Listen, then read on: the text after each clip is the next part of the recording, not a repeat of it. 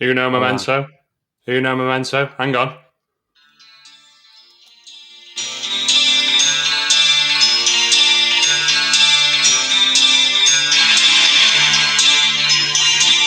You ready, boys? Let's go.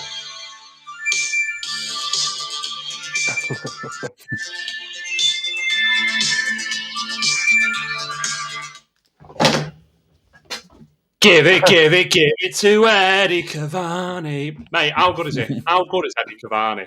All that time, I know that was a very slow build up into that, and I'm sorry, and I apologise. Actually, I don't apologise at all. I fucking loved every second of it. How good is Eddie Cavani? That is now, 9 league goals a season, most of them off the bench. I think he broke the subs records for United today. Absolutely incredible. Absolutely incredible. Yeah, I mean, just like world class. Like I said, I'm fully in my words about Edinson Cavani. I mean, to be fair to myself, I don't think it was that bad a prediction because he was only really renowned over all those years for Napoli, which who were they, and PSG for all that time, and it's just the French league in it. So, and then to think he's coming over in the twilight of his career, I was thinking, do you know what? He's not going to be amazing, and fair enough. He's been brilliant. And to be honest, I thought he was a bit of a bit part player, and he was sort of coming along and coming on the odd sub appearance, and maybe getting a goal every so often as a sub and in the Europa League. But then he's kind of like he's backing it up a bit more, and he's making himself undroppable. Like we look useless when he's not playing, and he provides such a focal point to the team. Now, Rashford and Greenwood are starting to look accomplished on the wings because they've got a focal point to aim for. And when Edinson Cavani is not on the pitch, they kind of look like they're missing that link. And fucking hell, really, really glad that he has signed a 1-year contract. But what does that mean for our potential transfer business this summer? That's one thing I think his contract extension is almost like perfect news for the Glazers, isn't it? Because it means now do they have to spend the money on a Harry Kane or someone in summer? Well, we'll get onto that because that is undoubtedly going to be a topic tonight. Because Harry Kane's still the rumours are just going into overdrive about strikers this summer, but we had to laud Eddie Cavani at the start of the podcast. We are 4 United fans and an Evertonian who's not with us tonight. Danny will be with us very, very soon. Apparently he's giving himself indigestion trying to eat his tea. Sounds like a little kid, that, doesn't it? Should we do a little bit of housekeeping, lads? Everyone, welcome to Four Manx One Toffee. Usually you see Danny hosting. I am back on the hosting reins for now until he jumps on. Welcome to Four Manx One Toffee. We are glad to have you. If you want to follow us on social, we are 4M1T. Go and find us across social. We're on Instagram, we're on Twitter, we're on Facebook, we're on Twitch, we're on everything. If you want to find us on YouTube, our channel is still 4Max1 Toffee. Just go onto there, hit the subscribe button on our channel, and you'll know when we go live with podcasts. I don't know what the hell that is that Lee's holding. I was trying to put you off. Finally, if you want to get involved with the show, we are live. Drop your comments and questions below. We will answer them live on air. We will give you a shout out. We'll come back to the Cavani and United and transfer business in a bit. The biggest thing that we need to speak about is we've got the Champions League final, which has now been sort of set in stone. We don't know where it's going to be, but that's a conversation for another maybe segment in the show. But it's City and it's Chelsea. And this past weekend, Chelsea did a number on City again. So should Chelsea be considered favourites? Do they have Man City's number? Yes and yes. I think so. You're going off. Well, what did he beat him in the FA Cup semi-final? Yeah, as well. And then obviously over the weekend, I mean, Pep tried to. I don't know if he tried to match up with their system over the weekend, but I mean, first half they were all right, but I mean, Chelsea came strong sort of the second half. But I don't know, is that Pep trying to throw a few mind games there as well? Just trying to pre-plan maybe a formation or what for a couple of weeks time. But on recent sort of form, you think Chelsea would be favourites. Well, they should be favourites. I think they should be favourites anyway. I mean, after they've done them twice in the last 3-4 weeks, they'll have a bit of a psychological edge, I think, going into that Champions League final as well. So yeah, in my eyes, I do think they should be favourites, and yeah. good timing. Danny, we're just saying, mate, and you can take over hosting now because I'm shit at it. You're much better. Chelsea, should they be considered favourites for the Champions League final? Do they have City's number? Yeah, absolutely. Yeah. Tuchel is doing a number on every manager not named Ole Gunnar Solskjaer. Apart from the FA Cup. Yeah, we don't talk about that. Yeah, he's doing brilliant. Do you know what the problem is? For me personally, teams are trying to match Chelsea instead of playing their own game. We saw it at Real Madrid. They went 3/5 at the back. Didn't work. That was Pep weird. did it on weekend. That was really weird. Yeah, it didn't work in both legs. Pep did it on weekend, went 3/5 at the back with 5 attackers. Didn't work. And one midfielder. I know, what was he doing, man? Literally could have had the title won. It was a really strange thing for him to do. I said whoever wins the Madrid-Chelsea game, I think, wins the Champions League, and I'm probably going to stand by that. Maybe that's the eternal optimist in me that City are going to bottle it again, but I don't know. I think it's a more interesting tie being City versus Chelsea than it would have been City versus Real Madrid. Yeah, I agree. I've been in two minds about this, because I think that City have got that sort of that aura about them where they just turn it on for one game, and that's all they need to do. But you're right, Chelsea have had them twice this year, but again, they're not the circumstances of potentially winning a club's first ever Champions League trophy. Now, the only thing in Guardiola's favour is that he wins finals. I think he's never lost a final, Guardiola, that he's been in. So I don't think he has now. No, so I mean that's an incredible stat. But I think that honestly, on that one game scenario, I mean I've said all along, I reckon that the winner of the PSG City game would win the Champions League. So that's I was on the other side of you, Danny. Yeah. But it's a tough one because it could go either way. I think where they play it will have a little bit of a bearing on the outcome, because you've got obviously the potential for them to be flying out to Turkey in front of no fans, or having it in England and having up to 10,000 fans. I think that's what the limit will be if we're allowed to play it here. So yeah, it's a tough one to call, isn't it? I think, but I do think Chelsea probably at this moment are considered favourites, maybe. Mm. What do you think, Collins? Do you know what's mad for me? The bookies still have City as favourites.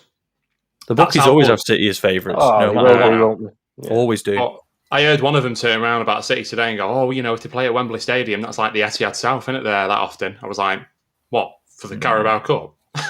It's only once a season. Fucking hell. But again, that's testament, isn't it? Because City have essentially got side A and side B. The past few weeks, City have been playing their best side in Europe, and then they've been playing their B side in the Premier League. And their B side is still good enough to coast. Win every I believe Chelsea had a few players missing at the weekend as well, though. Like most notably, Mason Mount wasn't playing, was he? So I don't know. I don't know whether this past weekend the game actually meant nothing because both managers were keeping cards close to the chest, which you would do. It'd be the natural thing to do, wouldn't it? Yeah. I don't know. For me, if I was managing, I'd want to put down a psychological marker and just go out and batter him. Like that would be me. Like I want to go out and say, get yourselves ready for a Champions League final because this is what you're coming up against. Like, just imagine Pep Guardiola going, Yeah, but that's how I think they should have played it. And if there was these silly mind games and stuff, like people may even be suggesting things like Aguero Panenka that penalty shit on purpose. Stuff like that has been going on behind the scenes because of whether they're trying to play mind games to sort of wind Chelsea up and make them think that they're bottling it or not up for it or whatever. So, yeah, interesting. No chance. It's poor from Pep. You could have, like you said, put a marker down. You could have won the title. Yeah. And they royally cocked it up. Like, we did a job on Villa yesterday. I don't know if you guys have spoken about United yet. We did a job on Villa, which has just delayed the inevitable.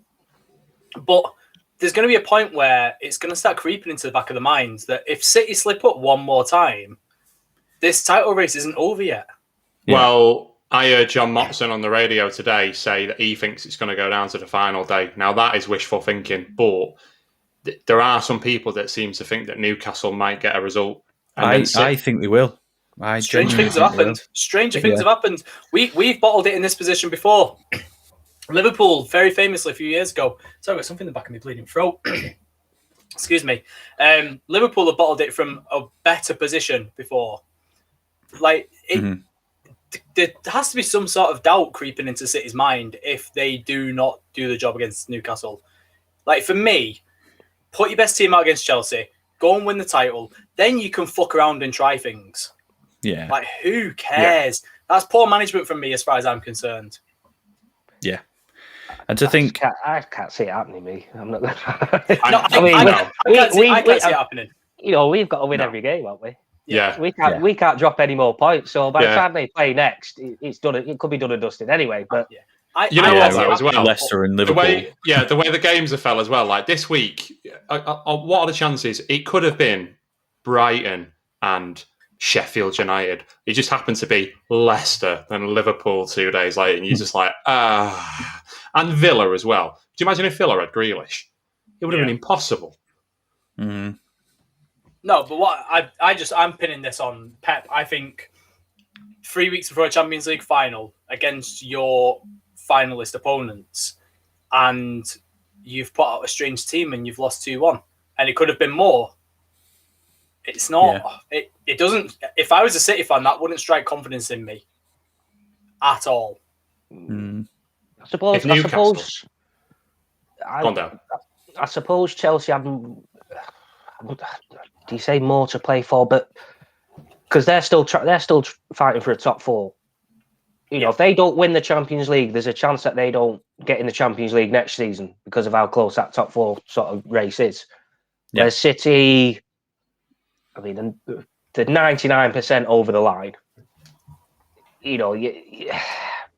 Maybe Chelsea just had a bit more sort of oomph at the weekend because you've got maybe a little bit more riding on it for sort of next season, maybe. They've got to keep winning. They're not sort of relying on other teams to drop points as well. They need to keep winning to keep that top four sort of berth alive. Because, like I say, if they don't win this Champions League final, then there's a chance they might not get in the Champions League at all next season. But I don't know. But they do seem quite comfortable without the ball as well. I've seen that recently in the two Madrid games, and pretty much the 2 games against City. They're quite happy to just sit back and let these teams have the ball.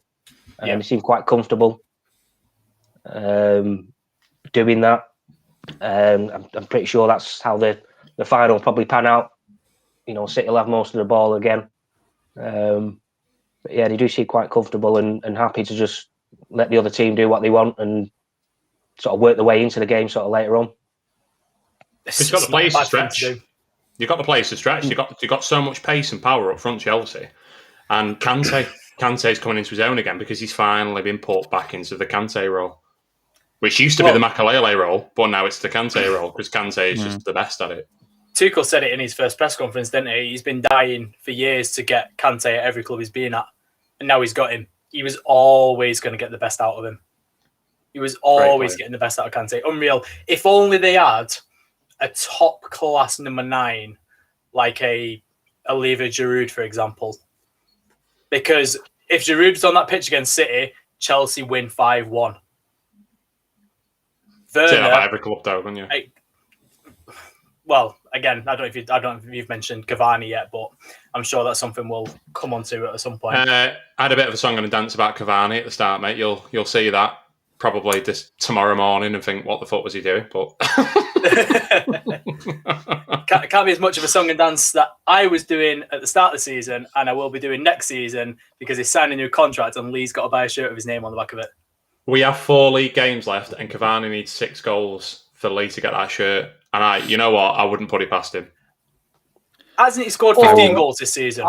I thought Not he in the said league. 15. No, I'm going back and listening to that podcast because we definitely did not say league. You said 15 goals. Lee said 15 goals, and then I pulled him on it in the WhatsApp, and he was like, "Well, I meant league goals." I'm going back and listening. I'm going to find the proof. And then when he scores 15 league goals, it's actually 15 from outside the penalty area. It's actually 15 hat-tricks, 15 perfect hat-tricks. Yeah. Brilliant. No, well, am I taking over here, Chris? Yeah, mate, you're much better at it than me. Go on. I don't want to, though. I'm tired. No, Chelsea, I think, are on the up. Another team in London that are on the down is Arsenal, who have yet again failed at the last hurdle, who yet again have just surprised us all at how shit they can actually be. They've gone out to Villarreal in the Europa League. All they needed was a goal. And I don't know if any of you boys, I know we were all watching United, but if you boys caught the highlights of that Arsenal game, it was like a pre-season friendly. It was awful.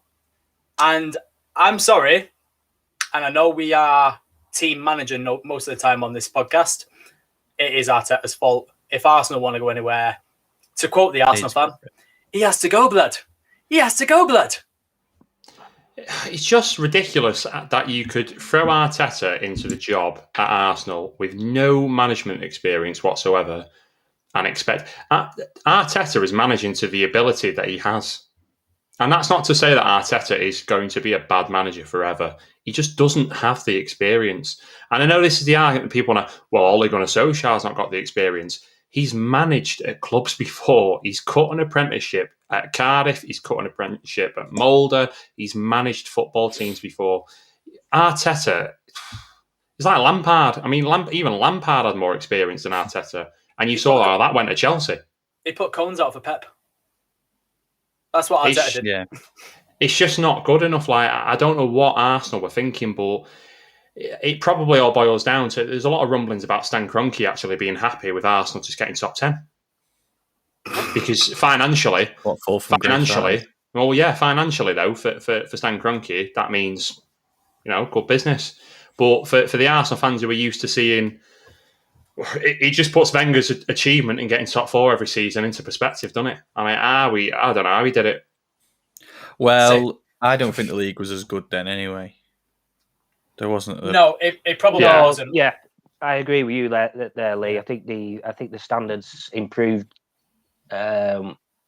since. I mean, even towards sort of the end of his tether at Arsenal. I think it's not really just the sort of big sort of top 4. There's top 6, top 8.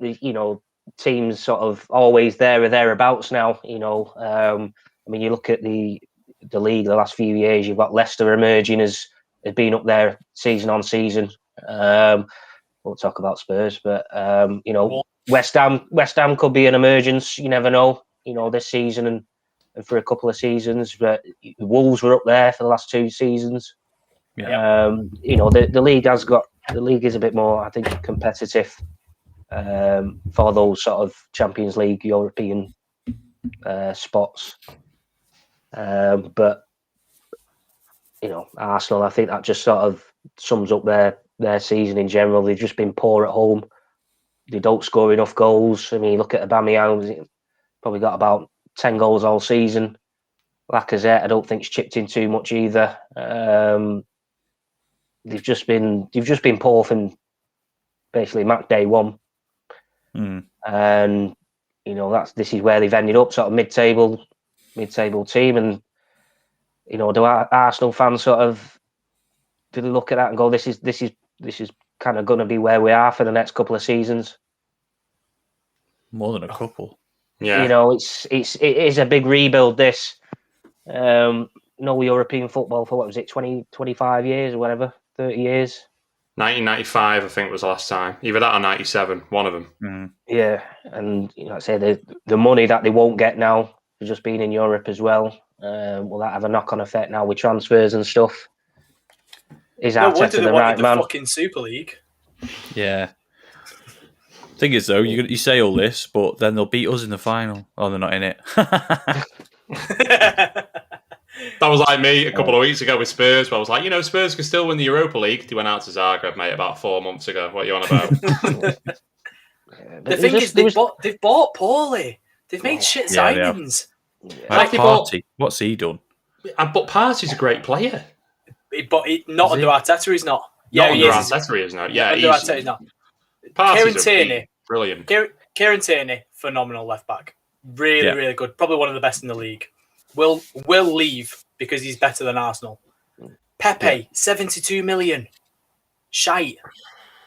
Willian on a free. Yeah, what a ridiculous signing that was. Gabriel, for all that we were raving about Gabriel at the start of the season, where the fuck has he been for the rest of it? I mean, I know he's had injuries, but even when he's come back, he's not looked great. Their best defender's been Rob Holding. Yeah. And then you've got Saka, who's probably the best player. Yeah. Wait, the Martinez youngsters has gone? Emi Martinez. Yeah, Martinez. I thought you meant the young Brazilian. Martinelli. Martinelli. Martinelli. Yeah. The youngsters are the only good thing about Arsenal season. So like your likes of Saka and Emile Smith Rowe, they've been terrific. They've been like a real highlight. But I mean, why did you think Willian was a good idea? There's a reason why Chelsea weren't going to give him a new contract.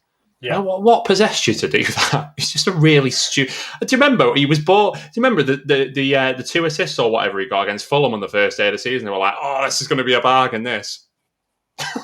Yeah. Where's he been He's got his first league goal. Was it at the weekend? 25 games or so he's played this season in the league. He scored his first one at the weekend. It's my flop of the season. That. The thing is, like, they need to get rid of Arteta, but there's no one to bring in. There's no one that will take this Arsenal job and do a better job than Arteta. So, similar to what we did with Ollie, give him time. Can it get any worse? Maybe. Fucking hell. Well, I think. Go on, Lee. Sorry. I was just going to say, like, we've seen all the managers across Europe, like, committing the new contracts and coming out in the press saying that they're definitely not taking the Spurs job. Can you imagine if Arsenal were looking for a manager? God, you'll have, like, Benitez and people like that going to the French second tier just to avoid getting the Arsenal job. No. Sorry. I've a Brester on the phone. Nice. Who? Zagreb? Yeah. Just anywhere. Well, the Chinese league, you want me back? Yeah, sound done. Yeah, well, I bet do you not think, though, like, so at the very least, and let's face it, it has taken an upturn recently with the Europa League final and stuff, but at the very least, Ole Gunnar Solskjaer has served a great purpose for United, which was we were in disarray after Jose. And we just needed someone to come in who knew the club, steady the ship, and at least get it up to a good enough level that a top-class manager could come in and take over then. I feel like Arsenal needs someone like that. They need someone who can just steady the ship, someone who can maybe just get them back into the top 6 at least, get the playing squad. Yeah, someone. I mean, well, he's a top-class manager, though, isn't he? Like, he's someone who you'd expect to take to the big time straight away. I'm talking like, someone in the interim. And there are people like Eddie Howe. Give it to Eddie Howe. Eddie Howe would stabilise Arsenal and do a better job than Arteta is. And it's no disrespect to Arteta. He's just not got the experience. He's flapping. I've heard Chris Wilder's available. Do you know what? That'd be one of the best things that has ever happened in life. For Arsenal to get Chris Wilder. Wouldn't it just? Mate, I'd explode. I don't know what I'd do myself. That'd be fucking unbelievable. Mate, imagine he buys Chris Basham his first signing. Well, I'll get Sam Allardyce in just to try and avoid relegation for next season, but... Mate. Hey, Oh, God. the duck has been broken. He has gone Yeah. down. Do you know what? Yeah. I feel for him, and I actually feel for West Brom because I feel like they, out of the three that are going down, have probably played the best football. They've had the best results against the teams in the upper six, so to say. You know, they came to Old Trafford, almost did us over. Points off Spurs, Liverpool, City, Chelsea. Took 4 points off Chelsea this season. But I can't feel that bad for him because he slapped Savin Bilic after drawing 1-1 with City. And also it's West Brom. And also it's West Brom. They'll get raided. They'll get raided. Lee went mental about West Brom at the start of the season, didn't he? And I couldn't completely understand why, because they're just pointless. They're just a pointless football club. And I'm not if you're a West Brom supporter, I'm not arsed. Like, it's exactly like Palace. Danny, you said about Palace. Like, they're just, what are you doing? You just do nothing. Yeah, you offer absolutely no excitement to proceedings. Like, you just fucking do something different, please. Well, that's where I'm. And I mean, you say all that. Now look who's just fucking coming back up again.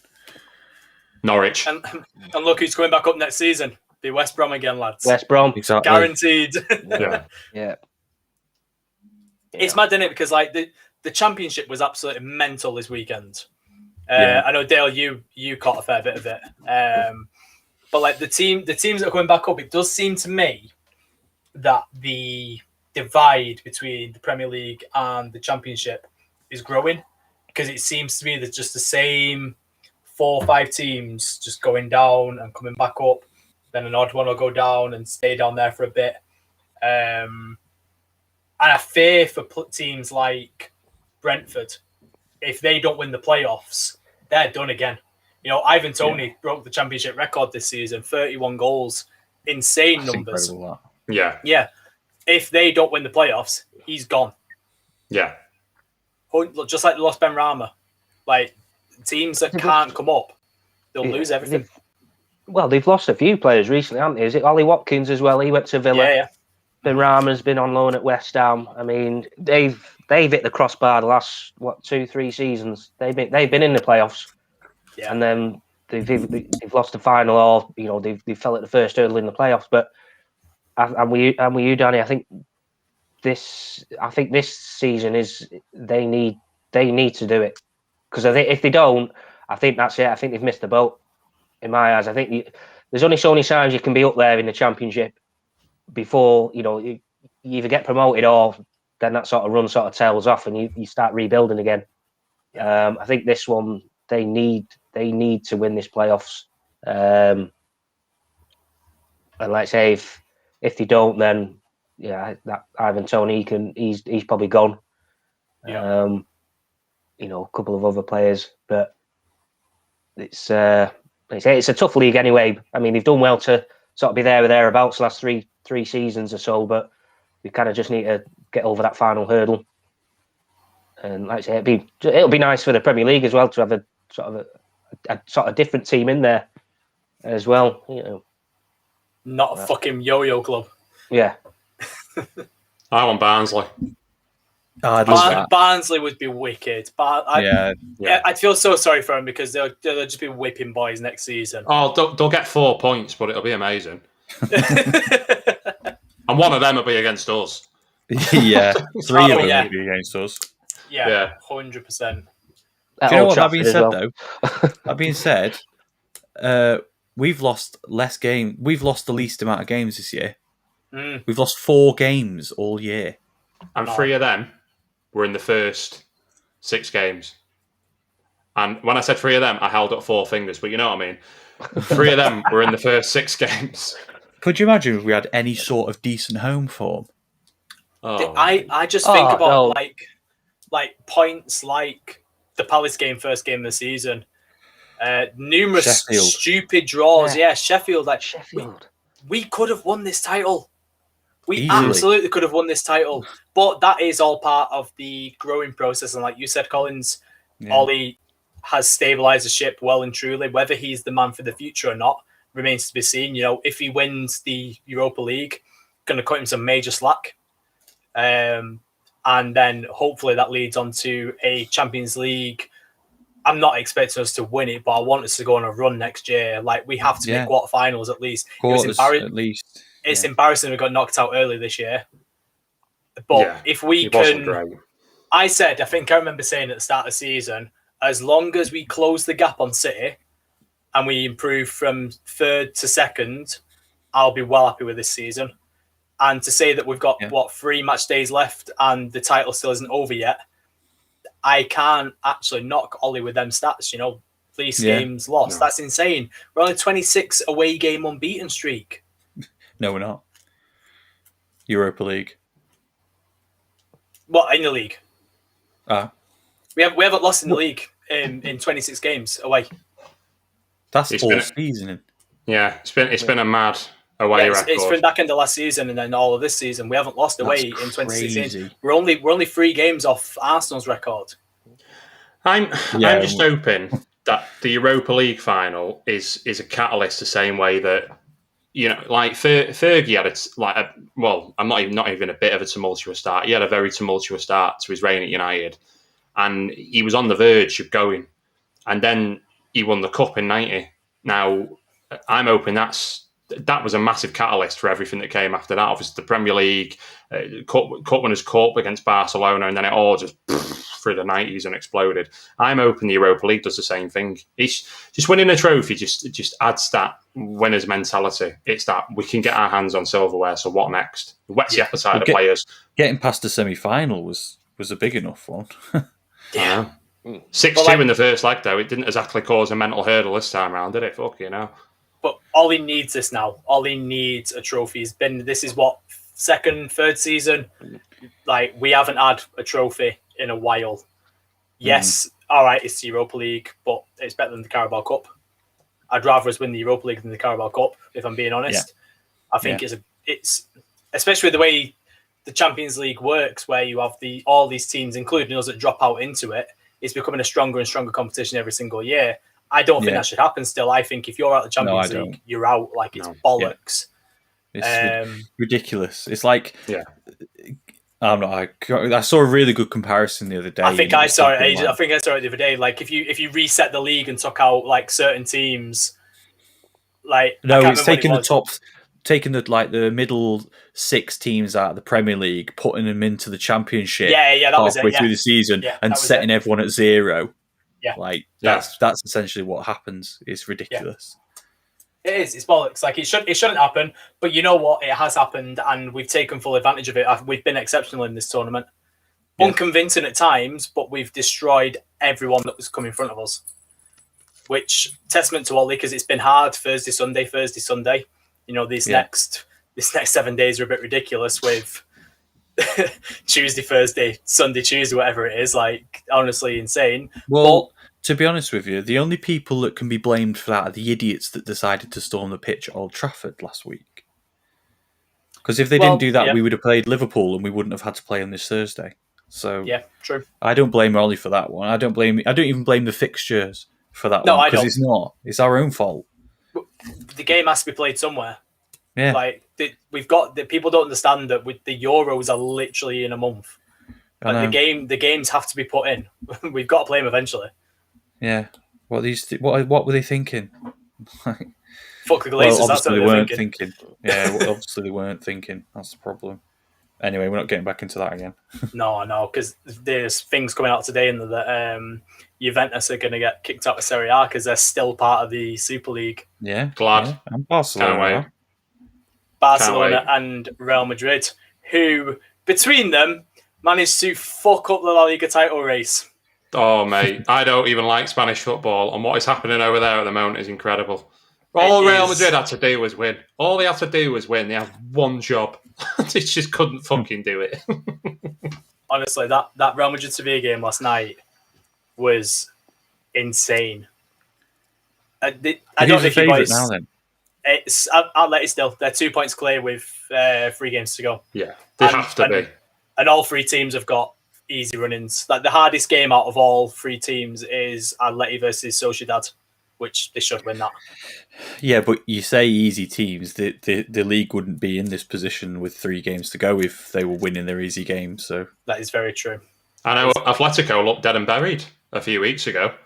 And now they're right back at the top of the pile again. Credit to It's Sevilla insane. for keeping it going as well. Like, Sevilla have stuck in there, and God, if they would have held on last night. I think last night's result ruled Sevilla out now.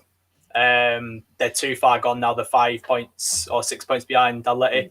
It's too much to come back now in 3 games. But if they'd have won last night, they'd have been right up there, and it would have made everything very interesting. But did you just catch the goal last night? The Sevilla second goal. Yeah. No. Insane. Corner comes in. Eder Militao handballs it, but no one picks it up at all. Then Real Madrid go out on the other end. Benzema gets taken out in the box. Real Madrid get a penalty, and then VAR pull it back for a Sevilla penalty. Absolutely mental. I'll have to find it. It's like the shit show version of what happened between Leicester and Watford. That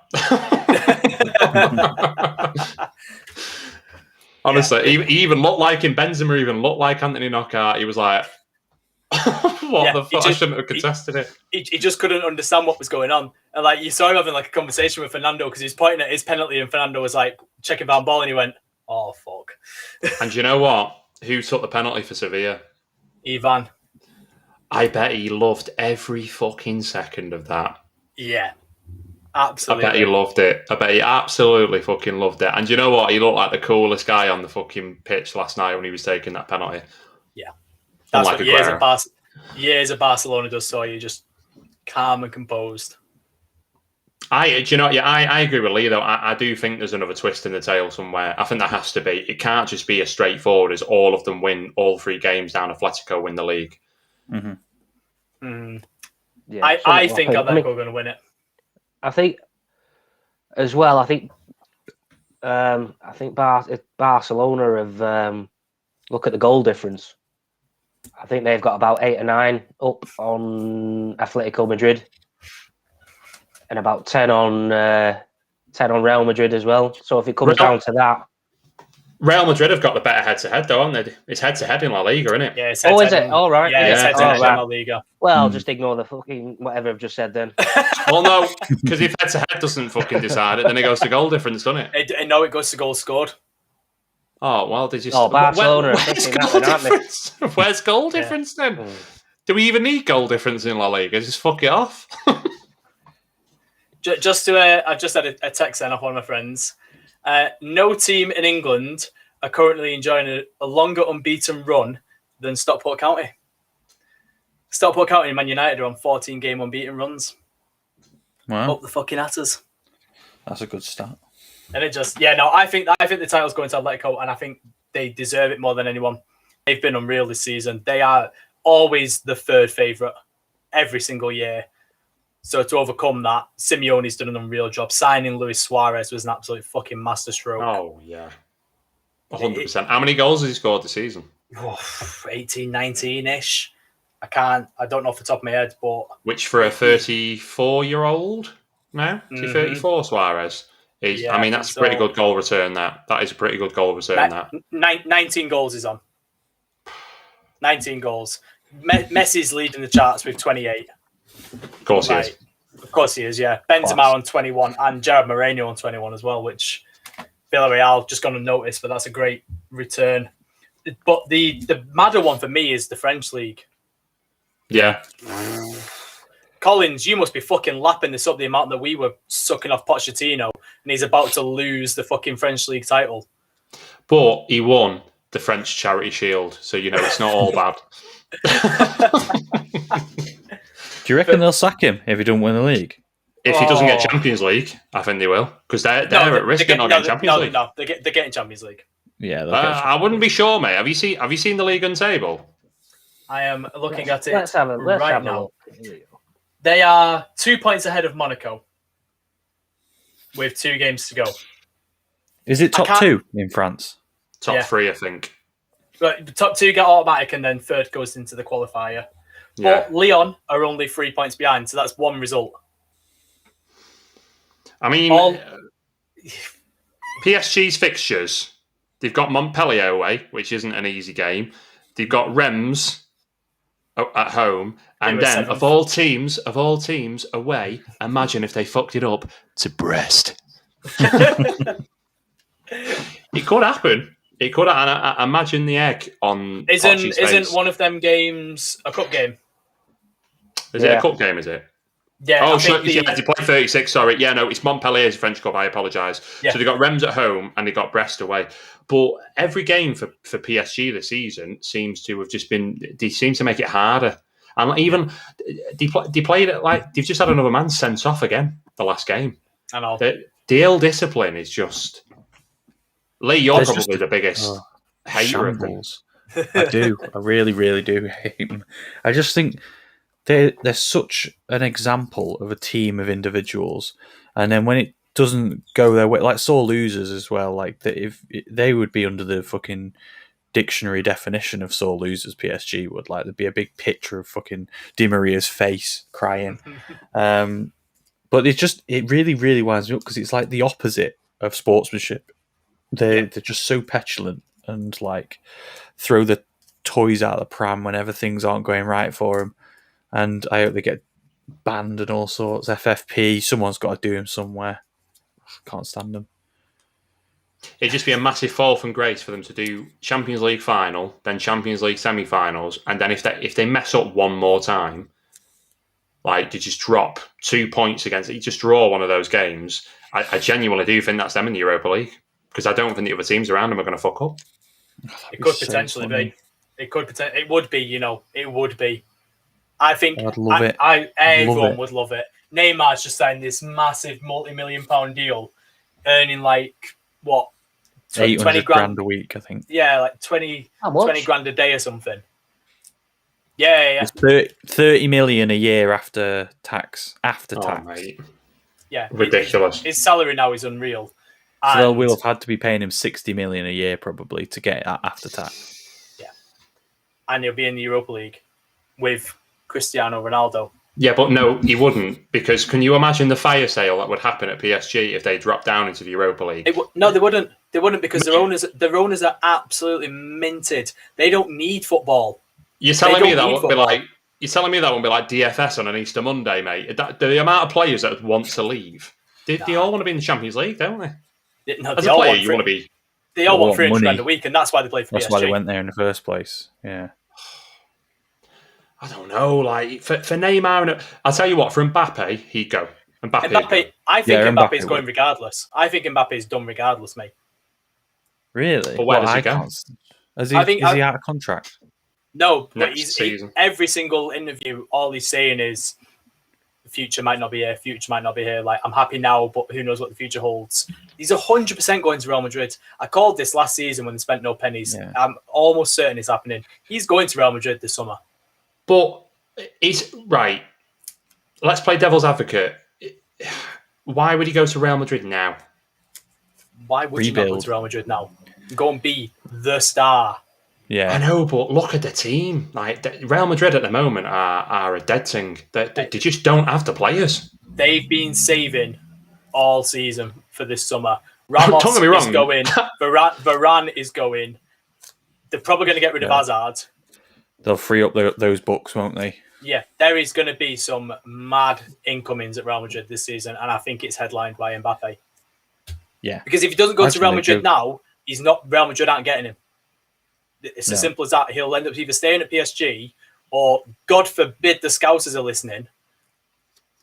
Herr Klopp will drag him in by his bollocks. Well, fuck, lads. He'll end up at City. No way he's going there. Yeah, no. He's not. I can't wait till Liverpool don't get Champions League and all their players leave this summer. I know. The Europa League next season is going to be spicy. Yeah. Mate. PSG, Juventus, Liverpool. PSG, Juventus, Liverpool. That is tasty, you know. Worth watching. Yeah. You come third in your group, you're like, I'm good, thanks. Can I go to the Conference League instead? I'll just do my domestic season, cheers. See you later. Who's even going into this Conference League? Because it's starting next season and no one even knows no, it's not. what positions are going in. No, it's not. It's not starting. Is it? I thought it was happening next season. The UEFA Conference League. No, they've not called it that, though, have they? Have they really called it that? I think so. That's what his original name was. Mate, you might as well call it the Papa John's Continental League. Like, what are we doing? How do you even qualify for that? What are you telling me? Like Round what? is 7th 2021. and 8th? UEFA Europa Conference League, scheduled to run from the 2021-22 season. Oh No, my it's God. not. Here we go. Qualification. Similar to the UEFA Champions League, qualification to the Europa Conference League will be split into two paths, the Champions Path and the League Path. Unlike the Champions League, however, the Champions Path will only be contested by teams which lost qualification for the Champions League group stage. And So if you don't qualify for the Champions League group stage, so you lose out on those qualifiers, you don't go to the Europa League, you go straight down. That's not fair. So how does this work then? Oh my God, it's well confusing, all this. All right, so looking at the Premier League now, going on the flash scores thing, Tottenham currently in 7th are occupying the Europa Conference League qualification spot. How do you know that? How do you know it's Spurs? I'm on BBC Sport here. The Europa Conference League is UEFA's new third-ranked competition, effectively a step down from the Europa League. 6th or 7th place in the Premier League, depending on who wins the FA Cup, will go into the final round of qualifiers next season. It should be the Carabao Cup winners, but Manchester City are guaranteed a Champions League place. There could be no English teams in the tournament if the team who finishes in the UECL position wins the Champions League or Europa League. Well, that's not happening. No. Mate. So it's like 6th or 7th. So it could be Liverpool. Yeah, I'm literally looking at this here. So who could be playing in the inaugural edition of the new competition? Based on current league positions alone, as of May 4th, here is a selection of the possible participants. Liverpool. Final qualifying round. Liverpool, Betis, Mönchengladbach, Roma, Marseille, Pacos de Ferreira. And then, honestly, right, listen to some of these teams in the second qualifying round, right? I can't pronounce half of them. Kukuriki, Vojvodina, Torpedo Dinya. There's a team called Torpedo. What else you need to know? You're just spitting out Wi-Fi passwords here. You're not naming teams. Universitatea I'm telling you now, if Liverpool win that competition, they will bring the Premier League, the Champions League, the Charity Shield, the FA Cup, and the League Cup. The last ones that they all won, they'll parade them on the pitch, and they'll say they owned all of them all at one time. Yeah, I'm telling you now, they'll do it. There's Imagine no shame. Virgil van Dijk playing against Torpedo. Yeah, do you really think Salah and Mane are sticking around this summer to play against Kukukarakakrak or whatever the hell you just said a minute ago? No. They're well excited to play Shakhtar Karagandhi. Who the fuck are they? I don't know. Pogon Shezhin, Rakov Shkeshkovia. Some of these teams are mental. I've never heard of any ingredients. These are all ingredients in my whey protein. And some of my mates tried to tell me that this Europa competition was a good thing. Get fucked. For who? Who's it a good thing for? They're the fans because they want a good away day to Poland. But lads, you're playing against fucking Division 2 teams. Yeah, imagine trying to get a flight to some of those places. You have to get a megabus. Yeah, and then 20, it'd be in the middle of nowhere. You'd end up freezing to death in the Arctic Circle. There's no chance. To watch a 1-1 draw. Yeah, and it will be because the Premier League teams that are in it will only play the reserves because there's no point. All right, here's the next question then. What night is it going to be on? Who's airing it? Thursday. It's going to replace the Friday afternoon Premier League game that no one watches. It has to be because it can't be on a Tuesday, Wednesday, or Thursday because that's Champions League and Europa League. And if they throw all Thursday night, I'm sure they will. Imagine they put it like the 5 o'clock Thursday night one, that no one cares about. Oh, it's a joke, isn't it? Liverpool v Torpedo on Eurosport. Right? If that. Oh no way! God. That is unreal. Torpedo.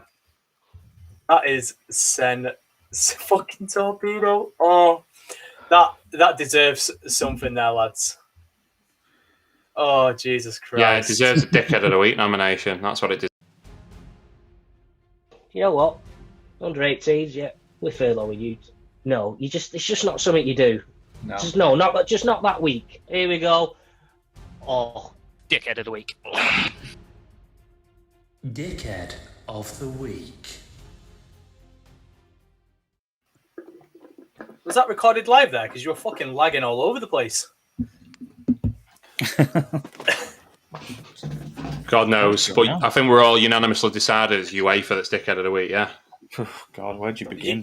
UEFA is my dickhead of the week. Why are you trying to host an all-English final when there's a travel ban in Portugal? What the fuck are you doing, lads? The whole point of moving it is so that English fans can go to it. So why put it in Portugal? Like, I know that they were saying it's clashing with the Championship final, which is on the same day. But they've said they'll move. They've said they'll move it. Move it. Play at Spurs, play at Wembley, Tottenham Hotspur Stadium. Because I think that they want it to be a Champions League style ground, don't they? Yeah. Don't they have to have certain regulations for it to be a Champions League ground? I think so. Because I'm sure that certain teams have qualified for the first time in the past, and they've said, "Oh, now they've got to make all these amends to their stadium, blah blah blah," for like TV cameras and stuff like that. So, because people were saying, "Well, Villa's ground would be perfect for it because it's an iconic old English stadium. It's in the centre of the country. It's like easy for both sets of fans to get to Birmingham from London and Manchester." Yeah. But Portugal, come on. Well, they're coming out of all these demands, aren't they? So apparently the sticking points today with their discussions was that they wanted twice the amount of supporters, I think, than we're actually letting due to government guidelines at the moment. And they wanted COVID passes for all of the journalists and media and everyone to turn up. I mean, what else do you want? Like, it's like we'll say yes to those things. We probably said yes to so many things. We'll say yes to those things, and then they'll just think of whatever else they can throw on. We want toothbrushes in the changing room. Like, you know what I mean? Just daft stuff. But to go from that to changing it to Wembley for safety and then turn around and say, you know where else is warm this time of year? Portugal. What's the fucking point? Just put it back in Turkey. Well, I bet I know what it'll be. One of the owners of UEFA or one of the people that's making the decisions will have shares in like Ryanair or EasyJet or something like that because now everyone's going over to Portugal. Like, my fucking mum and dad, like, when it was announced the other day where the green list countries were, like, the finger was literally hovering over the pay button on the laptop for a holiday to Portugal. And the second they announced Portugal, my mum fucking clicked the button and paid for it. Like, and there would be a lot of people that are the same. And all these companies that are doing, like, COVID tests and things like that are going to make an absolute killing off people that have to pay for a test. Like, I bet you someone at UEFA is going to be like, I've got shares in them. So, yeah, let's have in Portugal. It's got all the Brits over there, shall we? Give them a bit more money. It's all money. It's always money. Yeah. Always money. Yep. It's like us. It's like the Super League business. Like, you know, UEFA weren't the Saints in all of that. They came out looking like the White Knights. They're really not. Like, they're just they're foul. Like, even the way they, you know, reformatted the European Cup, like, way back when, and turned it into Champions League, and they just completely fucked it. Same way the Premier League did in the early 90s. It's just the Premier League, to their credit, it was based on merit, unlike the Super League. I have another nomination. Go on. Barcelona's club doctor for a head so collision specific. involving Sergio Busquets and Stefan Savic. Busquets was basically knocked out cold and was allowed to walk off the pitch and then walk back on again. And as soon as he touched the ball once more, he collapsed down to the floor again. Do your fucking job. You're talking head injuries and players' careers and later life. We've brought in concussion substitutions for a reason. Do your fucking job, lad. I don't care if he's told you you're fit or not. You can clearly see he was out of it. Ray Hudson, who was on commentary, could tell straight away as he was walking off, he's like, he can't be coming back on. There's no way he's gone. And he came back on, he took one touch to the ball, and then he collapsed to the floor again. And the doctor was like, oh, maybe I shouldn't have put him back on. It's not fucking hard, is it? I mean, that's his literal duty of care is to the player. Like, yeah, he could get sacked for that. He should get sacked for it. It's awful. Yeah. But yeah, that was my dickhead of the week. Them in UEFA. I've got a couple, I think. There was one, a legitimate one. No, I'll just stick to the one. Ollie McBurney. Can't wait to see how you articulate this one now. I don't know where to fucking begin with him. So, if someone's recording you and you are a professional footballer, you've got to be on your best behaviour. Otherwise, you're fucking yourself over. Now, this lad was, what, I don't know, 17, 18 or something like that.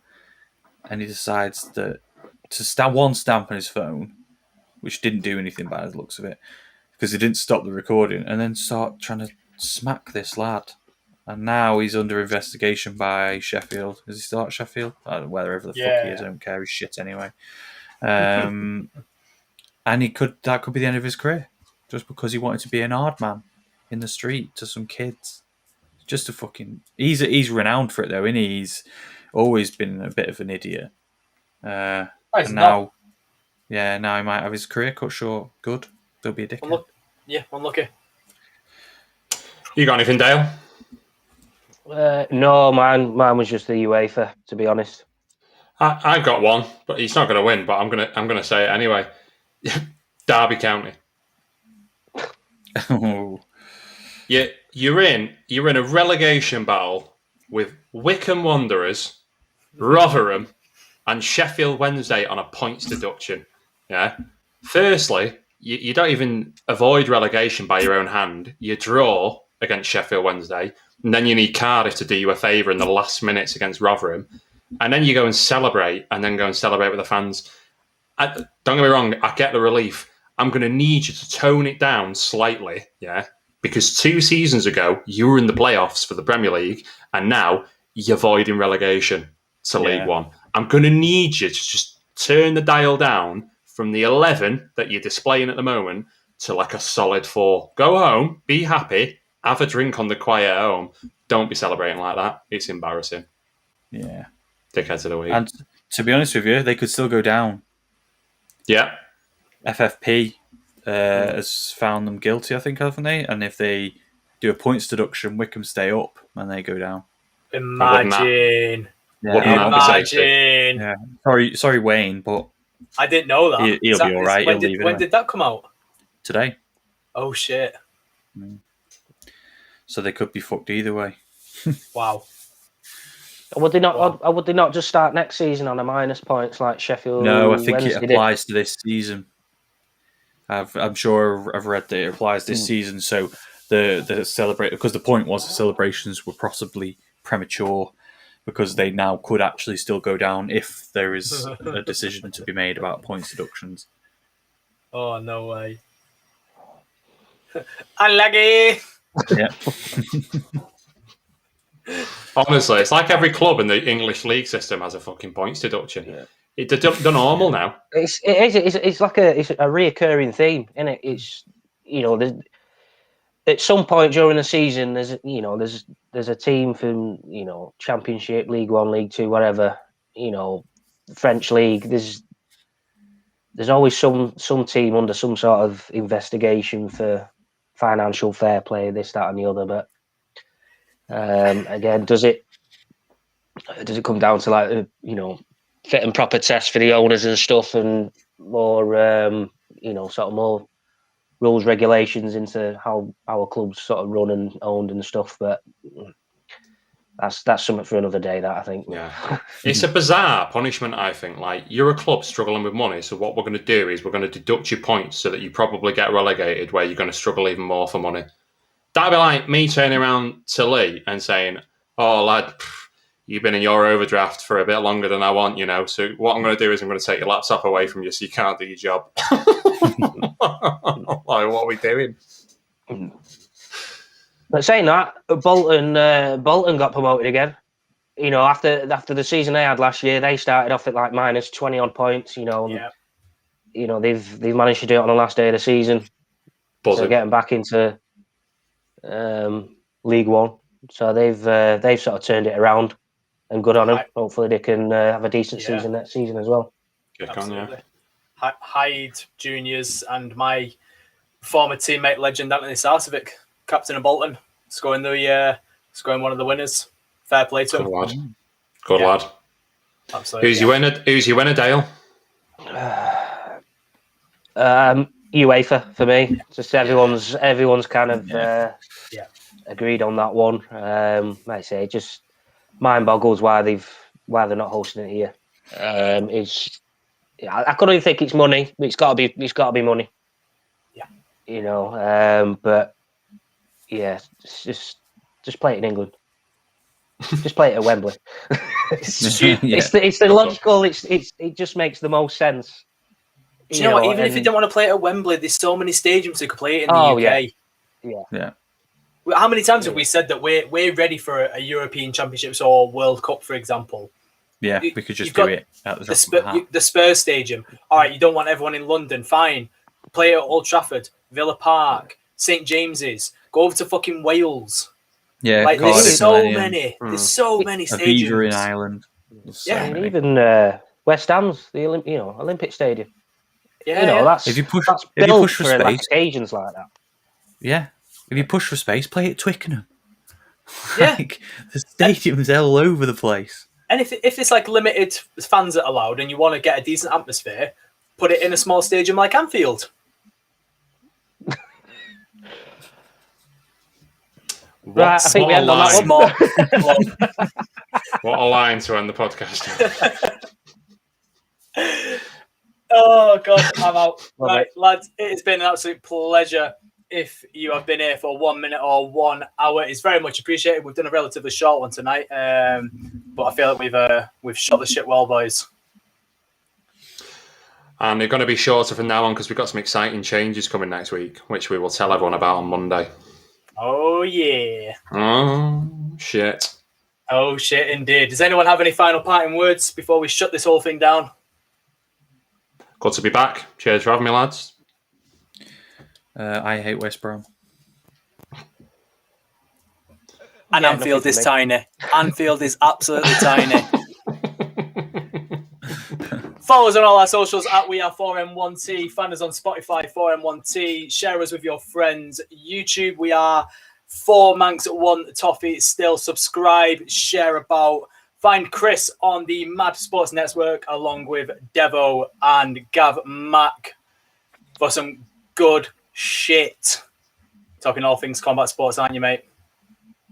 Yeah, mate. Not this week, but next week we are back with the Gar Pass on Thursday, and we just did another boxing podcast, a short last week, but we are not back with one of those until the end of May. I'm looking at potentially the next Daniel Dubois fight, so I'll keep everyone posted with that one. What a name, Dubois. Sound right. Thank you very much, everyone. Been an absolute pleasure, and good night. God bless. Stay safe. Restrictions are lifted.